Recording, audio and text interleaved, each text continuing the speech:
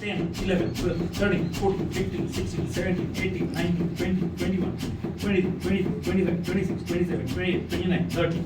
1001, 1002, continuously. 1, 2, 3, 4, 5, 6, 7, 8, 9, 10, 11, 12, 13, 14, 15, 16, 17, 18, 19, 20, 21, 22, 24, 25, 26, 27, 28, and 30. Just we can change in this way. If যদি sir বলে change, sir ওখানে দাঁড়িয়ে এটা করবেন, আমি এখানে আমার ঘোরার দরকার নেই, আমি এইখান থেকেও কন্টিনিউ করব।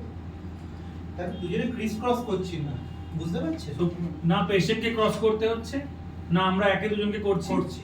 যে এদিক থেকে করছিল সে এদিকে এসে কম্প্রেশন শুরু করবে, এদিক থেকে যে কম্প্রেশন করছে। প্রথমে আমি কি করলাম, আমি কিন্তু উল্টো করলাম, আমি ওদিক থেকে করে এরকম ঘুরে এলাম, টাইম লাগলো বেশি।